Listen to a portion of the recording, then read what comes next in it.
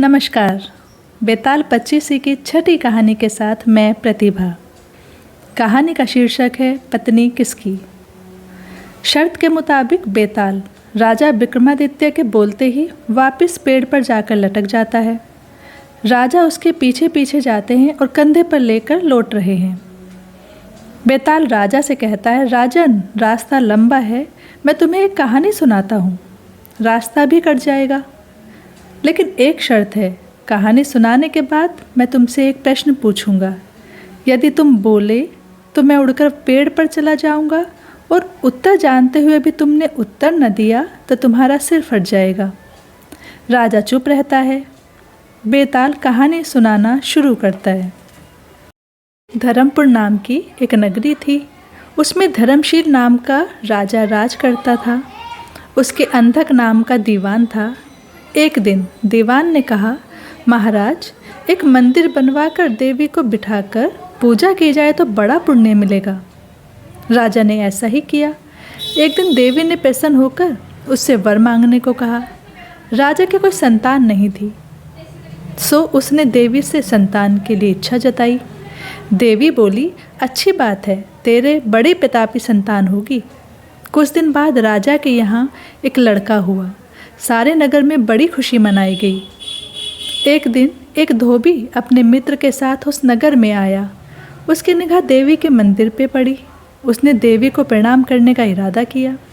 उसी समय उसे एक धोबी की लड़की दिखाई दी जो बड़ी सुंदर थी।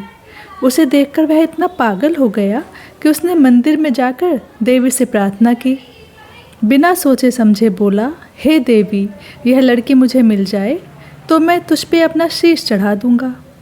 इसके बाद वह हर घड़ी बेचैन रहने लगा। उसके मित्र ने उसके पिता से सारा हाल कहा। अपने बेटे की यह हालत देखकर वह लड़की के पिता के पास गया और उसके अनुरोध करने पर दोनों का विवाह हो गया। विवाह के कुछ दिन बाद लड़की के पिता के यहाँ एक उत्सव हुआ। इसमें शामिल होने के लिए न्योता आया। मित्र को साथ लेकर दोनों चले। रास्ते में उसे देवी का मंदिर पड़ा तो लड़के को अपना वादा याद आ गया।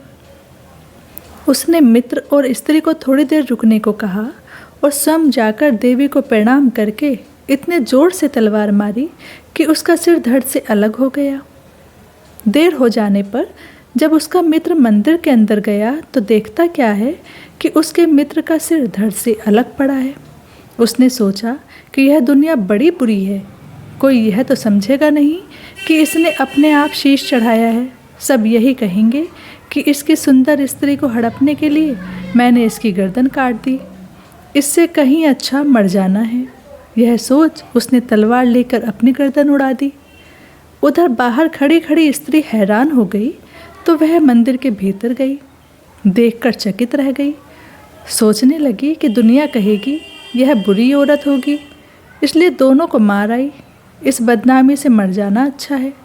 यह सोच उसने तलवार उठाई और जैसे ही गर्दन पर मारनी चाही कि देवी ने प्रकट होकर उसका हाथ पकड़ लिया और कहा, मैं तुझ पर प्रसन्न हूँ, जो चाहे सो मांग। स्त्री बोली, हे देवी, इन दोनों को जिला दो। देवी ने कहा, अच्छा, तुम दोनों के सिर मिलाकर रख दो। घबराहट में स्त्री ने सिर जोड़े तो गलती से एक का सिर दूसरे के धड़ पर लग गया। देवी ने दोनों को जिला दिया। अब वे दोनों आपस में झगड़ने लगे। एक कहता था कि यह स्त्री मेरी है, दूसरा कहता मेरी। बेताल बोला, हे राजन, बताओ कि यह स्त्री किसकी हो। पहले तो राजा चुप रहता है। बेताल के बार बार कहने पर भी नहीं बोलता है। बेताल ने कहा, राजन, अगर तुम्हें उत्तर पता होते हुए भी उत्तर न दिया तो तुम्हारा सिर फट जाएगा। राजा ने कहा, नदियों में गंगा उत्तम है, पर्वतों में सुमेरु, वृक्षों में कल्प वृक्ष और अंगों में सिर। इसलिए जिस शरीर पर पति का सिर लगा हो वही पति होना चाहिए। इतना सुनकर बेताल फिर पेड़ पर जा लटका। राजा उसे फिर लाया और उसने 7वीं कहानी कही।